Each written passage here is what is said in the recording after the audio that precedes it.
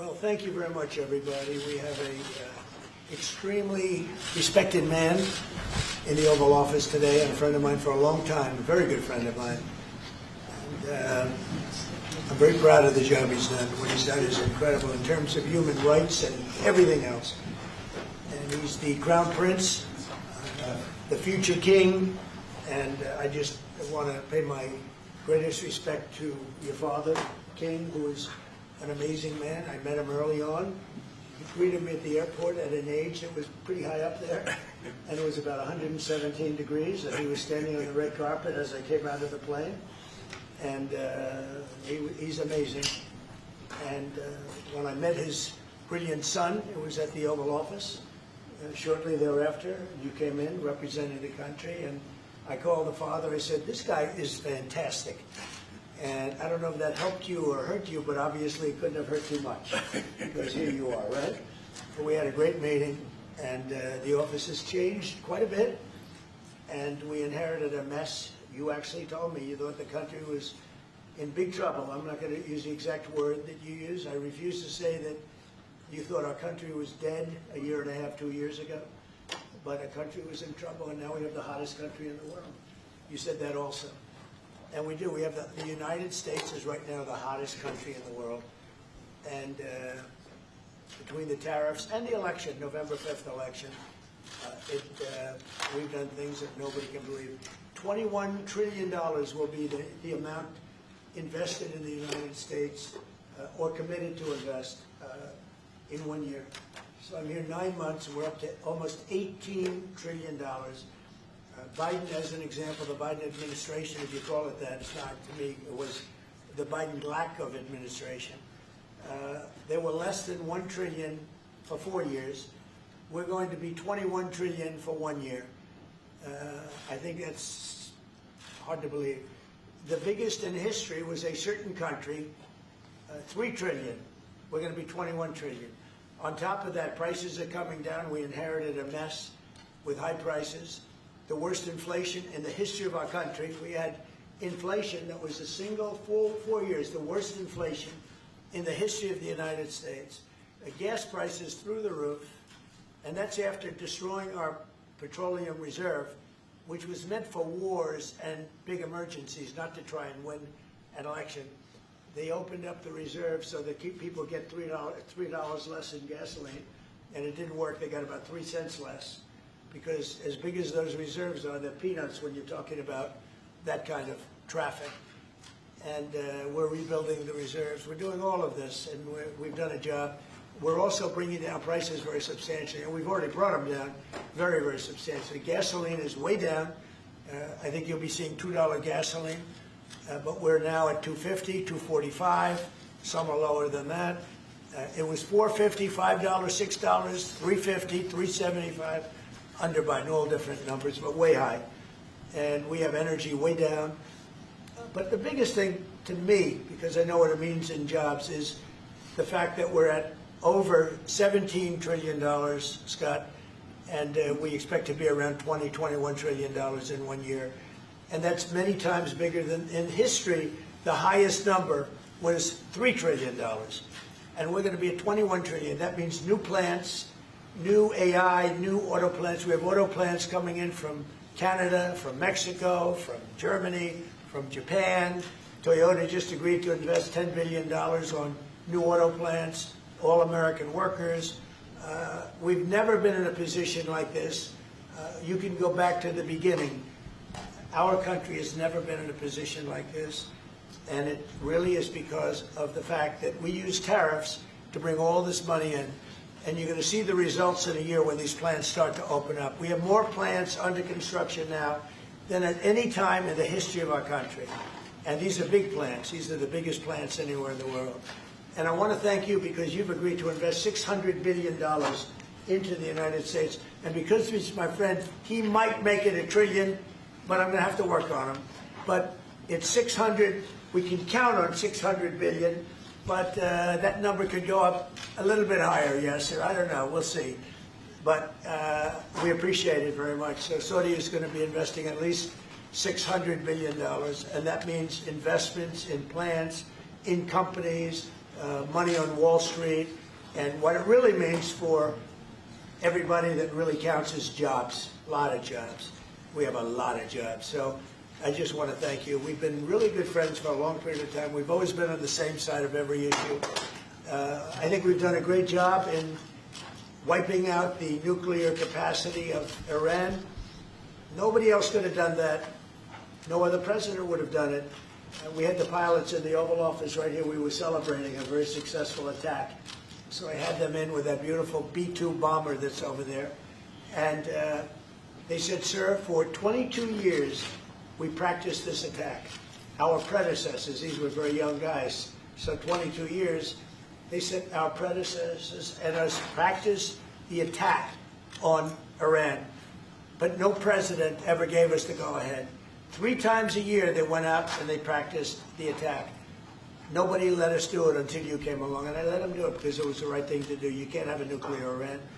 And so we put you in a very good position.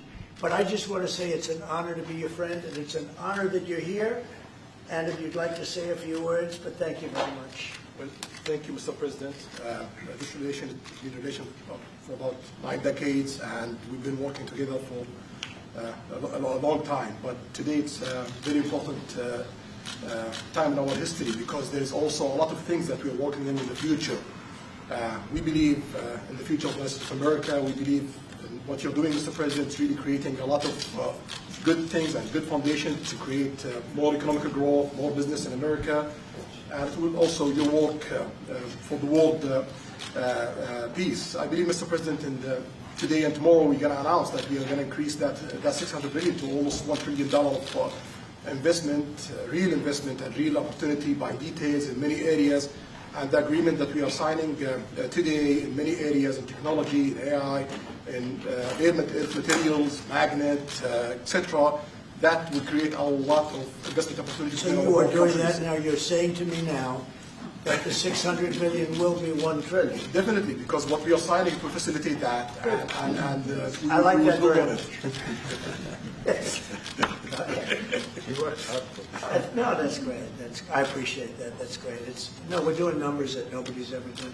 And in all fairness, if you didn't see potential in the U.S., you wouldn't be doing it. Definitely. You don't want to lose money. As you said, Mr. President, it's the most hottest country in the planet. But what you're creating is not about opportunity today. It's about also long-term opportunity in South America that will affect American economy positively in the next coming decades. Preparing the right foundation of emerging technologies, that's a game changer for America in a good way, and we want to be part of it. Yeah, we're doing really well. And this, you don't see what we're doing so much because we have, although the construction industry sees it. If you look at Caterpillar, who's been incredible, the tractors, everything else, the numbers that we're doing in construction are unbelievable. Some of the plants that we're building, AI, and they're building their own electric with the plant. I gave them the right to build their own electric with the plant because no country, frankly, will have this. China's working very hard to produce enough electric, but we're beating China substantially at AI, which is a big thing. And we had a great meeting 2 weeks ago with President Xi, but on AI, we're doing well. And I have a man, David Rommel. Yes, sir. David, could you say a few words about what you're seeing on the job front and all of the some of the assets, and also how we've been helped by the Saudis in terms of the kind of investment they've made, please. Yeah, most certainly. Thank you for the opportunity. I am a facility leader for GE Vernova, and if you look at the landscape for GE Vernova investment, over $750 million in the U.S. focused on true manufacturing jobs here stateside. We're looking at tripling the output of our Greenville, South Carolina facility, where we make the gas turbines that are supporting U.S. needs as well as the Saudi Arabia needs. Right. So real jobs, $300 million in gas investment, resulting in over 500 pieces of new equipment being installed in the Greenville, South Carolina facility. That translates into roughly 1,800 jobs across the board for GE Vernova as we try to scale capacity to be able to meet this demand. Along with that, we're partnering with local communities to build the skill set that's required to meet these capacity needs. So that talent pipeline is incredibly important. So it's real jobs in the manufacturing space. Well, you've been great, and thank you very much. And we love that state. I won that state by record numbers. I won a lot of states by record. Texas, a lot of them by Indiana. We're working with Indiana or something right now. We won that. We won a lot of them by records, but that was one of them. I want to thank you very much. Say hello to everybody. Great job. You're doing a great job. Thank you. Appreciate it, Mr. President. So, just in wrapping up, we'll take a couple of questions, but I want to just tell you what an honor it is to be your friend, and I very much appreciate the investment of now $1 trillion, okay? So I'm glad you got that out. I didn't want to be the one to tell them, but that's great news. We keep increasing, Mr. President. I know. Each time the opportunities are just increasing more and more. Well, the opportunities, right? You know, we're doing better. Even if you look back 6 months ago, I mean, now all of a sudden you feel even better. So, and I think we're only going to go in one way. Does anybody have any questions? Mr. President, have you approved the export licenses for advanced chips to Saudi Arabia? The export licenses? We are working on that. We're negotiating that right now. Marco, do you want to talk about that, or Scott? Okay, well, I mean, that's part of what we may have announcements on that later today, but that's what we've been working on is the mechanics by which something like that could be achieved, and it's part of the broader process, part of this broader engagement and cooperation between our two countries. Certain levels of chips. Yeah. And for the Crown Prince, Your Royal Highness, you're talking about $1 trillion of investment. Could the kingdom continue to do that with oil prices in the mid-60s? Yeah, we are not creating fake opportunities to, please America, please President Trump. It's real opportunities. For example, when you ask about the AI and the chips, Saudi Arabia have a huge demand a huge need of computing power, and we're going to spend in the short term around $50 billion by consuming those semiconductors for our needs in Saudi Arabia. And with the agreement that we're going to have with South America, that will allow us to focus that consuming power in the short term by $50 billion from the South America, and long term with hundreds of billions of dollars in the long term. So there's a lot of real opportunities that fit to our need in Saudi Arabia and fit to our investment strategy. Mr. President, is it appropriate, Mr. President, for your family to be doing business in Saudi Arabia while you're president? Is that a conflict of interest? And Your Royal Highness, the U.S. intelligence concluded that you orchestrated the brutal murder of a journalist. 9/11 families are furious that you are here in the Oval Office. Who are you with? Why should Americans trust Who are you with? And the same to you, Mr. President. Now, who are you with? I'm with ABC News, sir. You with who? ABC News, sir. Fake news, ABC fake news, one of the But the worst, question is one of the legitimate, worst sir. in the business. But I'll answer your question. Thank you. I have nothing to do with the family business. I have left, and when I've devoted 100% of my energy. What my family does is fine. They do business all over. They've done very little with Saudi Arabia, actually. I'm sure they could do a lot. And anything they've done has been very good. That's what we've done. We've built a tremendous business for a long time. I've been very successful. I decided to leave that success behind and make America very successful.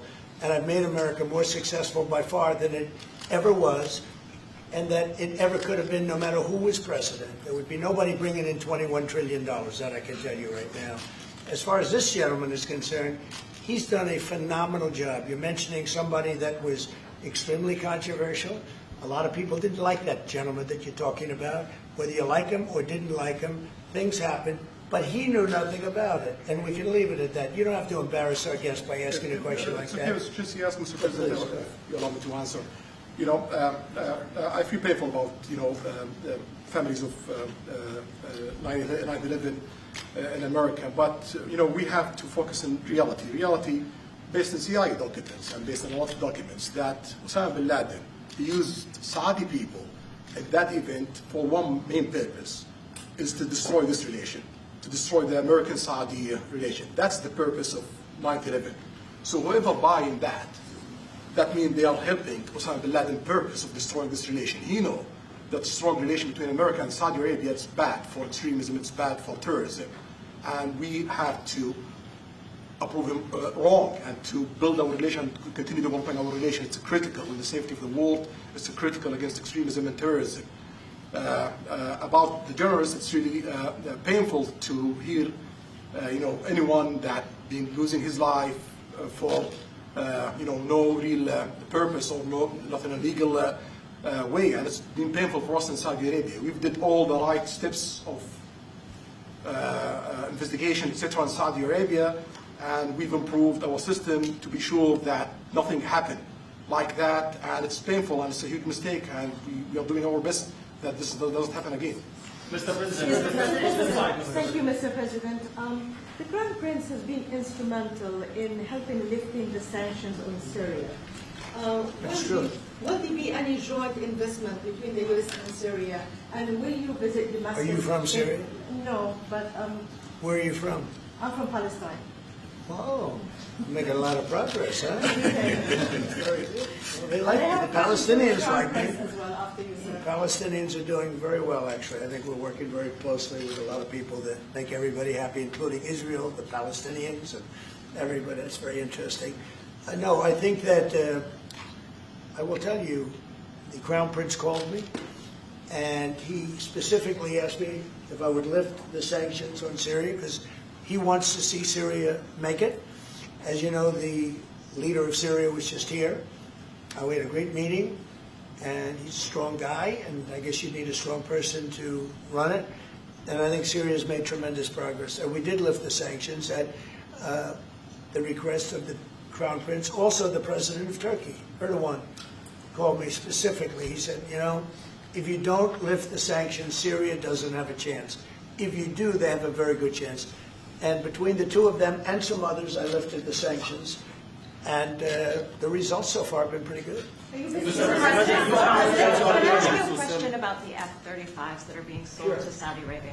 Are these the same ones that are being used by the Israeli military? And if so, how does that allow for the qualitative military edge for Israel?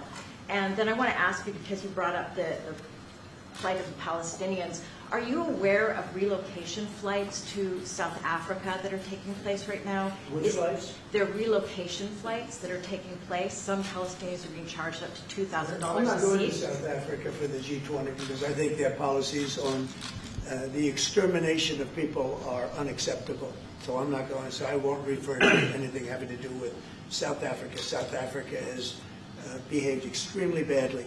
But I will say that when you look at the F-35 and you're asking me, is it the same? I think it's going to be pretty similar, yeah. You know, How will that this affect- is a great ally, and Israel's a great ally. And I know they'd like you to get planes of reduced caliber. I don't think that makes you too happy. They've been a great ally. Israel's been a great ally. And we're looking at that exactly right now. But as far as I'm concerned, I think they are both at a level where they should get top of the line. Yes, please. Can I just ask for the Crown Prince, if I could just ask about the direct talks between It's U.S. all right. Steve, 1 second. Go ahead. Have you reached an agreement on a U.S.-Saudi defense treaty today? And are you going to bring up the Abraham Accords in your discussion? I already brought them up. What did you say? I think I got a positive response. Would you like to respond? Yeah, so put you on the spot. yeah, so definitely we believe having a good relation with all Middle Eastern countries is a good thing, and we want to be part of the Ibrahim Accord, but we want also to be sure that we secure a clear path of two-state solution.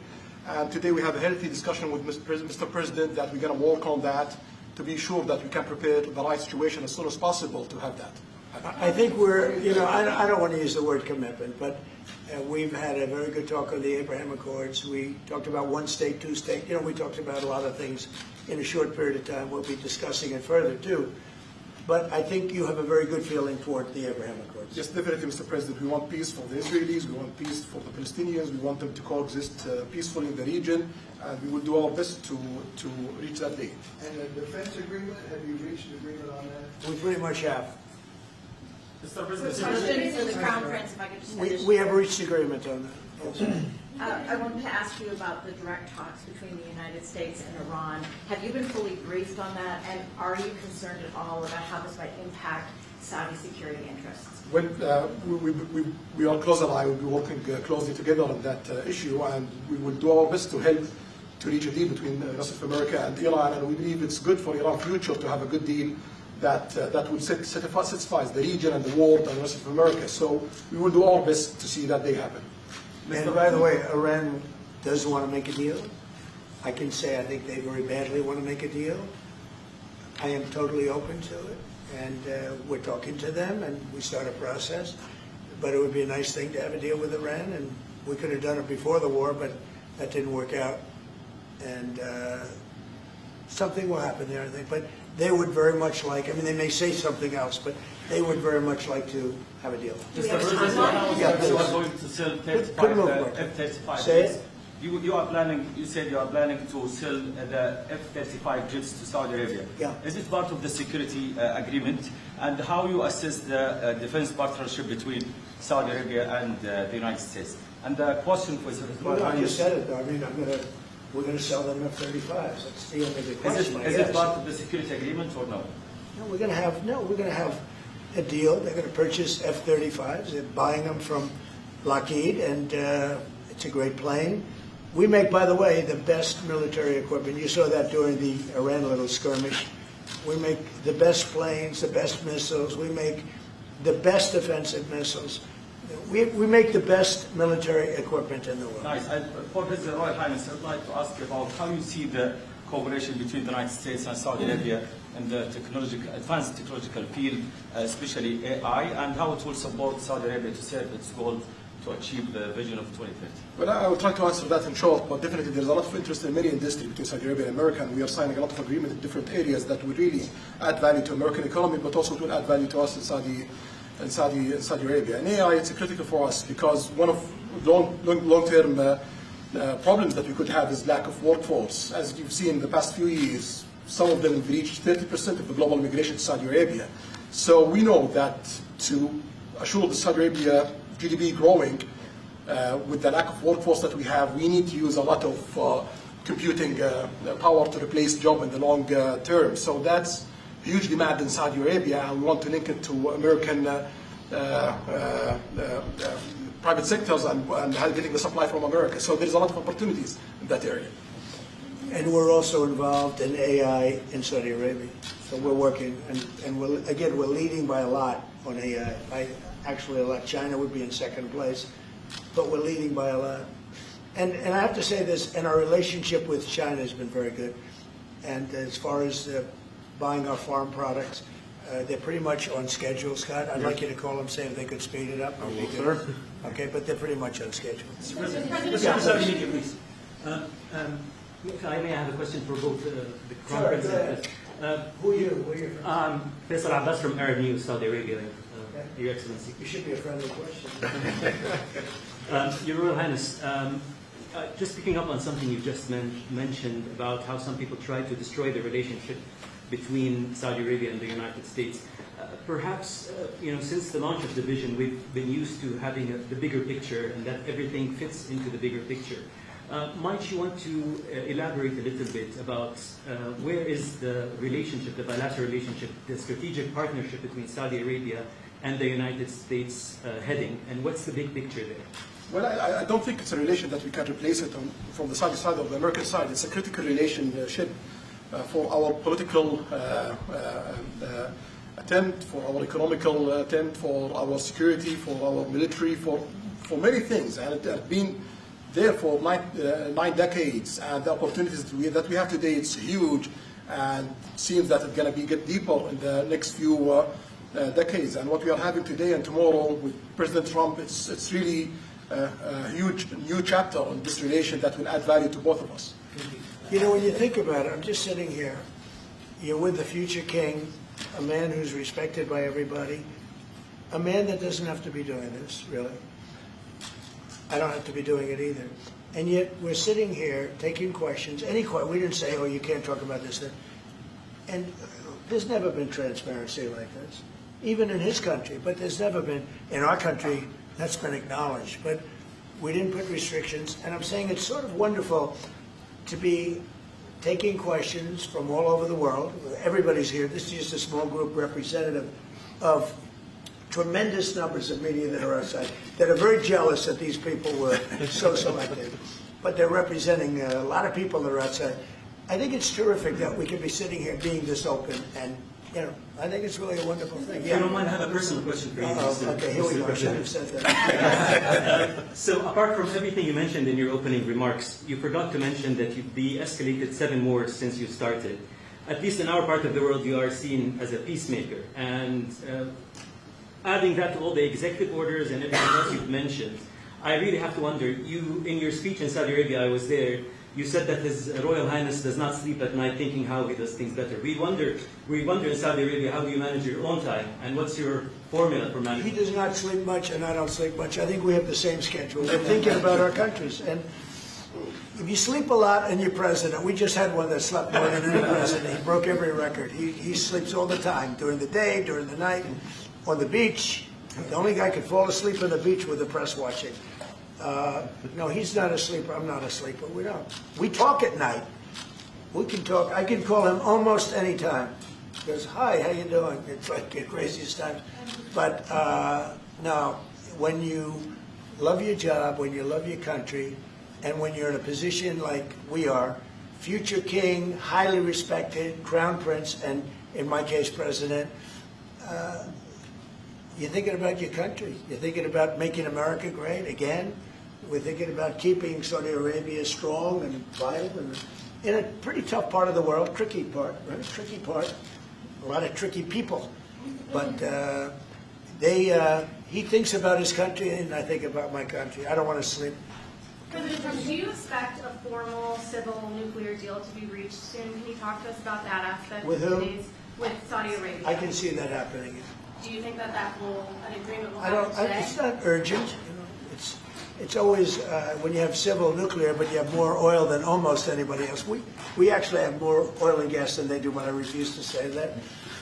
We have more than. We have more than anybody. Can you imagine? And on the F-35s, are those sales? Israel had reportedly wanted those sales to be conditioned on Saudi Arabia moving to normalized. Israel will be happy. Israel is going to be Is that a happy. condition of the F-35? Israel's aware, and they're going to be very happy. Okay? Okay. Yeah, please. Hello. Hi, hello. My name is Amal Hazani from Sharq al-Awsat newspaper, from Riyadh, of course. Good. Good. I have a question for the Crown Prince and for you, Mr. President. Crown Prince of Saudi Arabia, how much you expected from developing cooperation with the United States in the field of new energy, AI, supply chain? How much you expected from that? No limit. We just continue pushing forward. There's no limit. So we just push forward for all the opportunities that we have.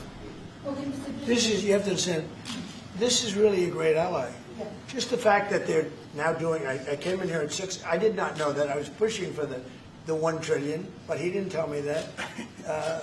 Now he told me. This is a great ally of ours. You know, when you invest $1 trillion, that's national security for us too, because it creates jobs, it creates a lot of things. And I would say, Scott, right, when you hear one country is putting $1 trillion into the United States, that creates national security. And, you know, I think that they don't have to say that, but I think a big part of that is also the fact that tariffs are in play.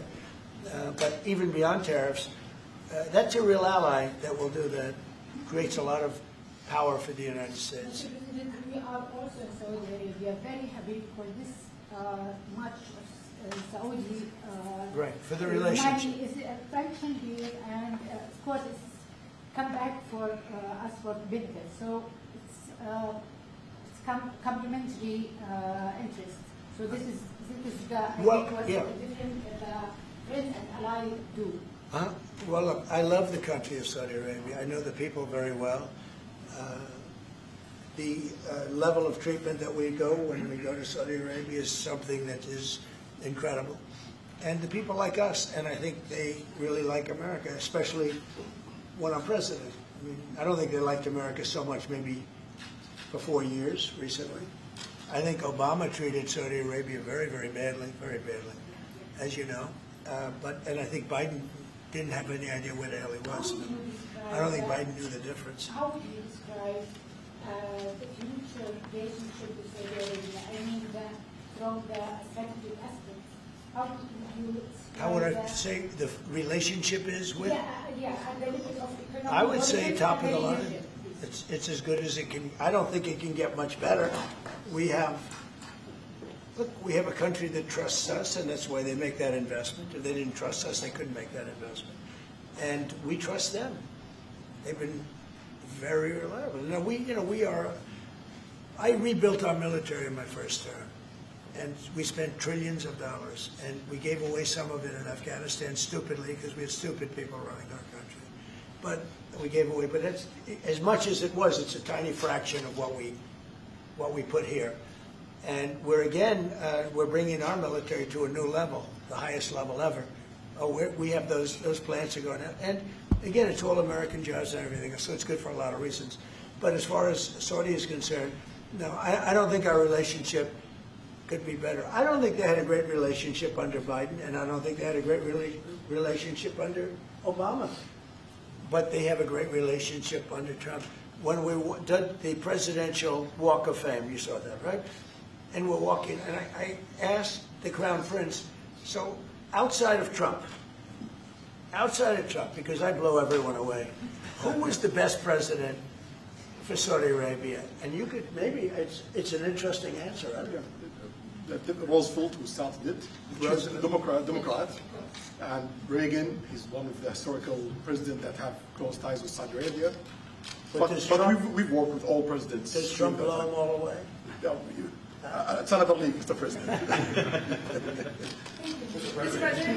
And Trump doesn't give a fist pump. See, I grabbed that hand. I don't give a hell where that hand's been. I grabbed that hand. Remember Biden? He travels for 20 hours, gets out, and he gives a fist bump. No. When you get out of the plane, and you got the future king and the man who's one of the most respected people in the world, you shake his hand. You don't give him a fist bump, right? We don't want to ask you about that, but I can't imagine you were thrilled. You were like a little bit surprised. He's a fantastic guy. You don't do that. Yeah, please. We're getting closer to the end of the year. Have you started the interviews for the Fed chair? Yes. Who have you interviewed? I think I already know my choice. Who is it? Well, I liked him, but he's not going to take the job. He refused. You like Treasury better, right? Much better, sir. So we are talking to various people, and frankly, I'd love to get the guy currently in there out right now. But people are holding me back. He's done a terrible job, hurting housing a little bit. The truth is, we've been so successful, we've blown past his interest rate stupidity. He's been wrong. That's why I call him too late. He's too late. Jerome Too Late Powell. He was recommended to me by a guy that made a bad choice. And it's too bad. But despite that, it's having very little impact because we have all of these things happening. But it has an impact on housing to a certain extent. He's a fool. He's a stupid man. But we have some very good people. Yes, sir. You'll be sitting down with them in the near future, and we have some surprising names, and we have some standard names that everybody's talking about. And we may go the standard way. It's nice to every once in a while go politically correct. But we have some great names. Steve, have you talked to the President of the Bureau of Venezuela yet? Are you still open to that? He wants to talk. Yes, sir. Yeah, I'm open to talk. I talk to everybody. But no, he wants to. They treated us very badly. They sent all of their prison population into the United States, and we're getting them out rapidly. But he sent all of his, and he sends drugs into the United States and other things. No, he treated us badly. He was dealing with a bad president, and he was able to get away. We have now, I think we have the strongest borders anywhere in the world. Nobody's coming in unless they come in legally.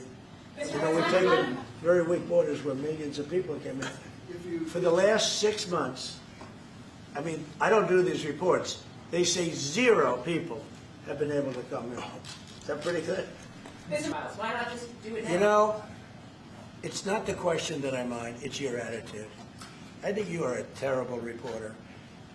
It's the way you ask these questions. You start off with a man who's highly respected, asking him a horrible, insubordinate, and just a terrible question.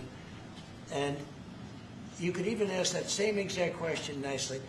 You're all psyched up. Somebody psyched you over at ABC. They're going to psych it. You're a terrible person and a terrible reporter.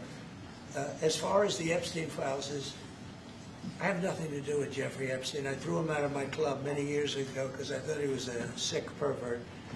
But but I guess I would turn out to be right. But you know who does have? Bill Clinton, Larry Summers, who ran Harvard, was with him every single night, every single weekend. They lived together. They went to his island many times. I never did. Andrew Weissman here. All these guys were friends of his. You don't even talk about those people. You just keep going on the Epstein files. And what the Epstein is a Democrat hoax to try and get me not to be able to talk about the $21 trillion that I talked about today. It's a hoax. Now, I just got a little report, and I put it in my pocket, of all the money that he's given to Democrats. He gave me none, zero, no money to me. But he gave money to Democrats. And people are wise to your hoax. And ABC's, your company, your crappy company, is one of the perpetrators. And I'll tell you something. So why not just sign it now? I think the license should be taken away from ABC because your news is so fake and it's so wrong. And we have a great commissioner, the chairman, who should look at that, because I think when you come in and when you're 97% negative to Trump and then Trump wins the election in a landslide, that means obviously your news is not credible and you're not credible as a reporter. So I've answered your question. You should go and look at the Democrats who received money from Epstein, who spent their time. Larry Summers was with him all the time. That creep, the fund guy, was with him all the time. What's his name? Reid Hoffman. I don't know Reid Hoffman, but I know he spends a lot of money on the radical left. Reid Hoffman, in my opinion, should be under investigation. He's a sleazebag. And those are the people, but they don't get any press, they don't get any news, and you're not after the radical left because you're a radical left network. But I think the way you ask a question with the anger and the meanness is terrible. You got to go back and learn how to be a reporter. No more questions from you. Who else has a question? Prince, very quickly, I want to ask you, how much money is Saudi Arabia giving for Gaza reconstruction? We have a discussion about that. Still, there is no amount being It'll be a lot. named, but It'll be a lot. we will definitely help. Yeah, he's going to. It's very important to him. And a quick follow-up, the International Security Force, given your pledge there will be no U.S. boots on the ground, what is the U.S. role going to be in that, and how do you sort of ratify the allegations that this could undermine Palestinian sovereignty and even the path to statehood? Look, I think we're going to get along great with the Palestinians, and we know their leadership. We just had a very, you hate to say war, but it was a war. Very, very successful. And you could say really it was on behalf of everybody. We did that on behalf of everybody. And the outcome was extraordinary because we had the best pilots, the best equipment, the best planes, the best everything. And Israel bought the best equipment. They bought it from us. Everything's from us. It all starts here. This office, I was talking to the Crown Prince a little while. You walk into this office, for somebody from the outside, the Oval Office, it's the most powerful place in the world. You're standing right now in the most powerful place in the world. And no matter how big you are, these are the biggest people, the richest people. They walk into this office. It's special, isn't it? Look at him. He's so happy to be here. But you walk into this office. It's the Oval Office. And we've done a lot of good with this office. I've stopped actually 8 wars. I appreciated your question before. But I've actually stopped 8 wars. I have another one to go with Putin. I'm a little surprised at Putin. It's taken longer than I thought. But we stopped India and Pakistan. I could go through the list. You know the list better than I do. I'm very proud. And I stopped one that was almost ready to start again. You know, there was one that was ready to start, and they're doing very well. So it all took place right here in the Oval Office, whether by telephone or whether by they came in. Many of these leaders have come in, and you know they signed their peace deals right here in the Oval Office. So no matter if it's the biggest business people in the world or the greatest leaders in the world, the biggest leaders in the world, like the gentleman on my right, everybody walks into the Oval Office and they say, wow. And now, by the way, the Oval Office is in the kind of condition that it should be in. Whether you look at the walk or the marble floors or anything down the road, we're fixing the White House. And we're building one of the greatest ballrooms ever to be built. You know, we have an event tonight, and we're going to have about 118 people because we have a very small room. For 150 years, they've wanted a ballroom, and now you're going to get a great ballroom. And I have to say, I probably made a lot of enemies because in your honor, we're having a dinner tonight, a beautiful dinner tonight, and we have a very small room, right? It's called the East Room, and it's beautiful, it's lovely, but it's like for a little cocktail before you go into a ballroom. It's a very small room. They've wanted a new ballroom for 150 years. We could have sold the big ballroom out 3 times in honor of this gentleman.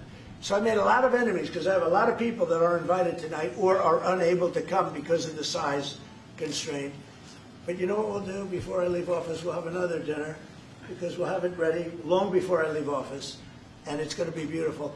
It's a very popular thing what we're doing. And by the way, no government funds. It's all put up private money, all private money. And in the case, I think there's a restriction on foreigners. Otherwise, I could have asked you just for a check on that. But there's a restriction. These are all private individuals that put up a lot of money to build the ballroom. Not one penny is being used from the federal government. So it's really a nice thing. But I look forward to it. I just pointed it out. This would be a perfect night to have that ballroom open, Susie. If we had that open, we'd have a lot of people very happy. Right now we have a lot of unhappy people because they all want to be with us tonight to honor this great man. Thank you all very much. Thank you, President.